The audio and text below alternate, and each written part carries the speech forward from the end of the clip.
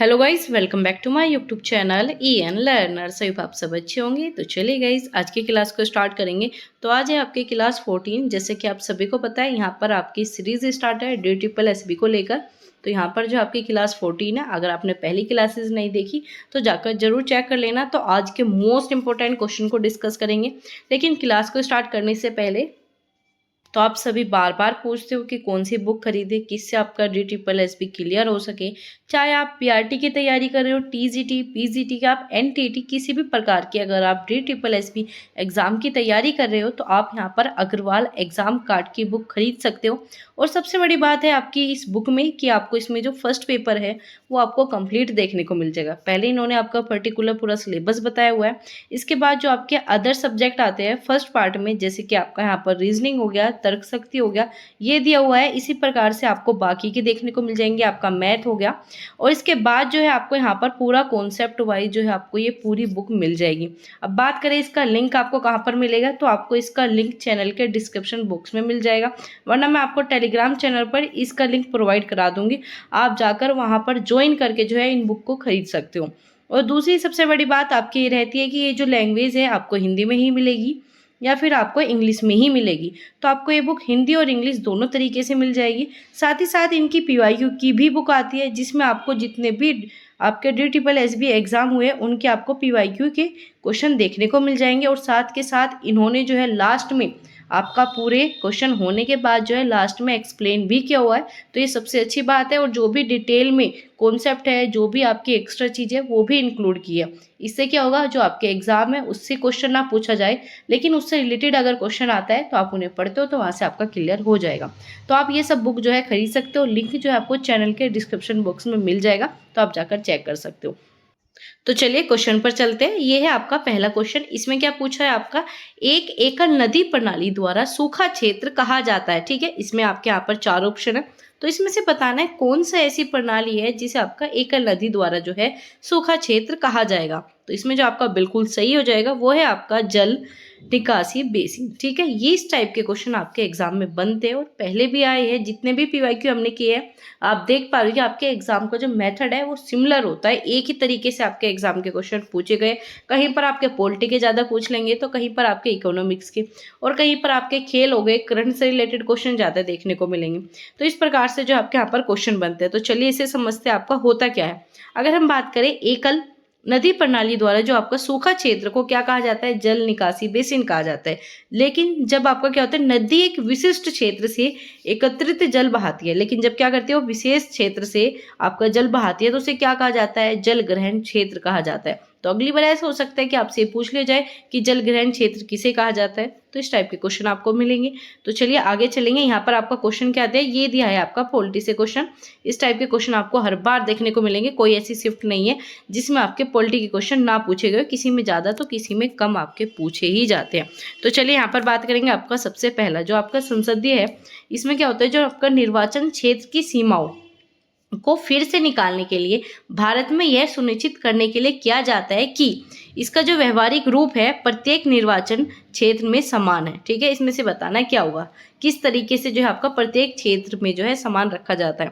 पुरुष या स्त्री का अनुपात, ऐसा तो आपको नहीं पता। ठीक है, ये चीजें तो होती नहीं है। आप चुनाव में जाते हो, निर्वाचन चीज़ों का पता है क्या होता है। इसमें ऐसा थोड़ी होता है कि पुरुष भी उतने वोट देंगे जितनी स्त्री, ऐसा कुछ नहीं होता। चलिए, कर राजस्व इस चीज़ से रिलेटेड ही नहीं है। प्रत्येक निर्वाचन क्षेत्र में क्षेत्र, चलिए इसका भी कोई सेंस नहीं है। तो क्या होता है, जो आपके लोगों की संख्या होती है इस चीज़ का जो है यहाँ पर मेन जो है आपका ध्यान रखा जाता है। तो क्या होता है, प्रत्येक निर्वाचन क्षेत्र में जो समान है वो लोगों की संख्या होती है। तो क्या आ जाएगा, बी ऑप्शन बिल्कुल सही है। तो चलिए आगे चलते हैं। इसमें आपका क्वेश्चन पूछा गया जो आपका यहाँ पर भारतीय राष्ट्रीय ज्ञान, ठीक है, हिंदी संस्करण को संविधान सभा द्वारा अपनाया गया, कब अपनाया गया। ये क्वेश्चन आपका एग्जाम में पहले भी बना था, तो ये चीज़ें पूछी जा रही है। तो कब बनाया था आपका, 26 जनवरी आपका 1991, आपका 26 नवंबर 1949, या फिर 15 अगस्त 1947, या 24 जनवरी 1950। अगर हम बात करें राष्ट्रीय ज्ञान, तो राष्ट्रीय ज्ञान कौन सा आपका, जन मन गण किसके द्वारा लिखा गया, आपका रविंद्रनाथ टैगोर के द्वारा लिखा गया। तो इसमें क्या आ जाएगा, आपका अपनाया जो गया था आपका संविधान सभा के द्वारा, वो आपका 24 जनवरी 1950 में। ठीक है, तो कब अपनाया गया, आपका 24 जनवरी 1950 में। तो चलिए आगे बात करते हैं। अगर बात करें आपका यहाँ पर राष्ट्रीय ज्ञान से, तो ये आपका पहले भी गाया जा चुका है, जो कि आपका यहाँ पर 1911 ईस्वी में कांग्रेस अधिवेशन कलकत्ता में पंडित विश्व नारायण धर की अध्यक्षता में आयोजित किया गया था। इसी अधिवेशन में पहली बार, ठीक है, याद रखना पहली बार कौन से अधिवेशन में किसके द्वारा आयोजित हुआ, ये चीजें याद रखने। कौन सा था अधिवेशन, कांग्रेस का अधिवेशन था। कलकत्ता के जो आपके पंडित विश्व नारायण धर है, इनकी अध्यक्षता में आपका अधिवेशन कंप्लीट हुआ। आपका यहाँ पर 27 दिसंबर 1911 में पहली बार आपका जनगण मन राष्ट्रीय ज्ञान गाया गया। अगर बात करें राष्ट्रीय ज्ञान की रचना जो है आपका बांग्ला भाषा में किसने की, रविंद्रनाथ टैगोर ने की। अगर बात करें संविधान में कब अपनाया गया, तो बात करोगे आपका 24 जनवरी 1950 में। और साथ ही साथ राष्ट्रीय गीत का भी पूछे तो इसी दिन जो है आपका राष्ट्रीय गीत भी अपनाया गया। आगे बात करेंगे आपका यहाँ पर मार्च, ठीक है, मार्च पूछा है क्या है। मार्च जो है मध्य प्रदेश का पारंपरिक है, क्या है आपका, लोक नृत्य है, कठपुतली है, शास्त्रीय है, या फिर आपका थिएटर फॉर्म है। अगर बात करें आपका लोक नृत्य से भी एक क्वेश्चन आपको देखने को मिलेगा, बस ज्यादा नहीं, एक या फिर आपका दो, बस दो भी बहुत ही कम ऐसे चांस है कि आपको दो क्वेश्चन लोक नृत्य से मिल जाए, नहीं, बस एक आपका देखने को मिलता है। तो अगर बात करें मार्च जो है मध्य प्रदेश से रिलेटेड है, ये याद रखना है। और दूसरा क्या है, ये आपकी एक थिएटर फॉर्म है, क्या है आपका थिएटर से रिलेटेड एक फॉर्म है, तो क्या आ जाएगा, डी ऑप्शन बिल्कुल सही है। तो चलिए एक बार इसे समझते हैं। अगर बात करें मार्च आपका मावला, ठीक है, आपका मालवा का प्रमुख पारंपरिक लोक नाट्य रूप में, जिसे आपका क्या कहा जाता है, आपका थिएटर फॉर्म कहा जाता है, ठीक है, ये याद रखना है। इसका जन्म जो है आपका सिरपा नदी के तट पर, नदी पूछ ली जाए अगली बार, और याद रखना किस नगरी में, आपका ऐतिहासिक नगरी कौन सी है, उज्जैन है। और इसका जो मूल संबंध है वो संस्कृति से है, ठीक है, संस्कृत से रिलेटेड करता है। चलिए आगे चलेंगे। आपका यहाँ पर क्वेश्चन नंबर आपका 25, ठीक है, आपका 5वां क्वेश्चन है। तो चलिए इसमें क्या है आपका, भारतीय सूचना प्रौद्योगिकी उद्योग से संबंधित गैर लाभकारी संगठन। पहले भी इससे रिलेटेड आपको क्वेश्चन देखने को मिला था और सेम इसी टाइप का क्वेश्चन दोबारा देखने को मिल रहा है। तो आप देख पा रहे ये जो आपकी फॉर्म होती है, एक तो आपको ये जो भी इंपॉर्टेंट आपके यहाँ पर क्या संगठन है, इनकी फुल फॉर्म आपको पता होनी चाहिए, मुख्यालय पता होना चाहिए, जो बेसिक्स इन्फॉर्मेशन है इन्हें आपको अपना कंप्लीट करके रखना है, ठीक है। तो चलिए इसमें बात करें आपका भारतीय सूचना प्रौद्योगिकी उद्योग से कौन सा आपका गैर लाभकारी संगठन है। तो ये 4 आपके पास ऑप्शन है, तो आपको बताना है कौन सा है। और साथ के साथ आप सभी कमेंट करके बताया कीजिए कि हमने आंसर दे रहे हैं, हमारा ये आंसर इतने क्वेश्चन सही है। लास्ट में आप कमेंट बॉक्स में बताना बिल्कुल ना भूलें कि टोटल जो आपके कितने क्वेश्चन सही हुए हैं, ठीक है। तो चलिए यहाँ पर बात करें आपका, तो इसमें क्या आ जाएगा आपका नेस्कॉम, क्या आ जाएगा, नेस्कॉम ही क्या है, भारतीय सूचना प्रौद्योगिकी उद्योग से संबंधित गैर लाभकारी संगठन है। कौन सी है, गैर लाभकारी। स्थापना कब हुई आपकी यहाँ पर 1988 में हुई, ये चीज़ याद रखनी है। और इसने क्या किया, भारत में जीडीपी, आपका निर्यात, रोजगार, बुनियादी, इन सभी में जो है आपका योगदान दिया था, ठीक है। और इसमें जो है आपका रेखा मेमन जो है आपकी यहाँ पर क्या हुई, अध्यक्ष चुनी गई थी, ठीक है। नेस्कॉम की अध्यक्ष पूछी जाती है तो रेखा याद रखना है। आगे चलेंगे आपका, तो यहाँ पर है आपका शिफ्ट की के संबंध में जो है बताना है कौन सा सही नहीं है, ठीक है। ये आ गया आपका कंप्यूटर से रिलेटेड क्वेश्चन, पहली बार जो है आपका यहाँ पर देखने को मिला। इससे पहले हमने 14 या 13 क्लासेस किए, उसमें आपको कोई भी कंप्यूटर से रिलेटेड कोई क्वेश्चन नहीं आया था। तो कंप्यूटर पर आपको इतना ध्यान नहीं देना, 1 या 2 क्वेश्चन मुश्किल से पूछा जा सकता है, वो भी आपका इतना इजी कि आप ऑप्शन पर काम करके आराम से आंसर निकाल सकते हो। तो यहाँ पर अगर बात करें, यह पूछा है इसमें, यह आपके अगले शब्द को सुझाव देने के लिए आपकी लेखन शैली नहीं सिखाता। चलिए ये क्या है, सुधार सुविधा है, ये गलत वर्तनी को चयनित करता है, ये आपका टाइपिंग जो है समक्ष बनाता है, तेजी से टाइपिंग करना सिखाता है। तो क्या आपकी शिफ्ट पूछी है, ठीक है, शिफ्ट की पूछी है किसके लिए, तो ये क्या करता है, लेखन शैली नहीं सिखाता, ऐसा तो नहीं है, ठीक है, ये हेल्प तो करता ही है। तो क्या आ जाएगा आपका, ये ऑप्शन बिल्कुल सही है, क्योंकि क्या पूछा था, गलत पूछा था। अगर बात करें इसका फुल नेम, ठीक है, आपसे फुल फॉर्म भी पूछी जा सकती है। तो बात करें आपकी शिफ्ट की, क्या आ जाएगी आपके यहाँ पर, सोसाइटी फॉर वर्ल्ड वाइड, आपका world wide interbank financial telecommunication, ये इसकी फुल फॉर्म है। ये क्या है आपका, मैसेजिंग नेटवर्क है, ये भी पूछा जा सकता है अगली बार की शिफ्ट को क्या नहीं है, क्या है, याद रखना मैसेजिंग नेटवर्क है। आगे बात करेंगे आपका इस्तेमाल किस लिए किया जाता है, फाइनेंशियल इंस्टीट्यूट वगैरह में किया जाता है, इसके कार्य यही सारी चीज़ें होगी। तो चलिए आगे बात करेंगे। तो चलिए आगे बात करते हैं, ईस्ट इंडिया कंपनी ने स्थानीय आपका निपटान प्रणाली की शुरुआत कब की, ठीक है। आपका स्थानीय बंदोबस्त से यहाँ पर क्वेश्चन पूछा गया है, तो कब की, 1802, 1822, 1765 या फिर आपका 1793, ठीक है। तो क्या आ जाएगा आपका, डी ऑप्शन बिल्कुल सही है। किसने की थी, आपके लॉर्ड कॉर्नवालिस ने की थी। तो चलिए डिस्कस करते हैं इसे। तो अगर बात करें, ये आपसे पूछा जाता है कि स्थानीय बंदोबस्त कब हुआ, याद रखना है किसके द्वारा, लॉर्ड कॉर्नवालिस ने आपका पद्धति लागू की। और साथ ही साथ इस प्रणाली को बनाया किसने था, ये पूछा जाता है। तो क्या आ जाएगा, जॉन शोर ने जो है इसे बनाया, ठीक है। बनाने वाला अलग था और पद्धति लागू करने वाला अलग था। इसके तहत क्या होता था, जो आपके भू राजस्व का भाग है वो 10/1 जो है कंपनी के पास रहेगा और लगभग 1/11 भाग जो है अपने पास रखना होता था जमींदारों को। आगे बात करें, इसमें कुछ महत्वपूर्ण जिले हैं जो कि फेमस हुए थे। बंगाल हो गया, बिहार, उड़ीसा, बनारस, मद्रास, ठीक है, उत्तरी जिलों में जो है लागू की गई। और आगे बात करें, आपका ये पूछा जाता है नागरिक सेवा का जनक किसे माना जाता है। ये क्वेश्चन आपका बहुत बार एग्जाम में आ चुका है, तो क्या आ जाएगा आपका कॉर्नवालिस जो है आ जाएगा। तो चलिए आगे देखते हैं, जंगली भैंसा का खालिस्तान का राज्य पशु है किसका है, तेलंगाना का है, सिक्किम का है, छत्तीसगढ़ का है, उत्तराखंड का। ये क्वेश्चन हम पहले पढ़ चुके हैं, इसे हमने समझा था। तो इसमें क्या आ जाएगा आपका जंगली भैंसा, मतलब आपका छत्तीसगढ़ से रिलेटेड है। किसका है राज्य पशु, ये आपका छत्तीसगढ़ का। तो आपसे पूछा जा सकता है, किसी भी राज्य का पशु पूछ लेगा, फूल पूछ लेगा, कोई भी आपका प्रमुख पेड़ पूछ लेगा। तो ये सारी चीज़ें आपको याद होनी चाहिए, बेसिक सी आप थोड़ी थोड़ी जो है सभी राज्यों की इन्फॉर्मेशन आपको पता होनी चाहिए। अगर बात करें, जंगली भैंसा छत्तीसगढ़ हो गया, आपका जिंका हिरन तेलंगाना हो गया, कस्तूरी मर्ग ये भी पूछा जाता है, ठीक है, कस्तूरी हिरन किसका, उत्तराखंड का हो गया, आपका लाल पांडा जो है सिक्किम का हो गया, ठीक है। तो चलिए आगे चलेंगे। आगे आपका ये 2018 की करंट, इसे हम नहीं करेंगे। तो चलिए आगे चलते हैं। यहाँ पर है आपका, इसमें है उस विकल्प का बताना है, ठीक है। इसमें क्या बताना है, उस विकल्प का चयन करना है जो कि आपका जीवाश्म ईंधन के जलाने के संबंध में गलत है। तो गलत को देख लीजिए। ये क्या है, अक्षय ऊर्जा है, ऐसा तो नहीं है, ठीक है। अक्षय ऊर्जा का स्रोत ये नहीं होता, इसी वजह से आपका ए सही हो जाएगा। लेकिन बाकी देखते हैं।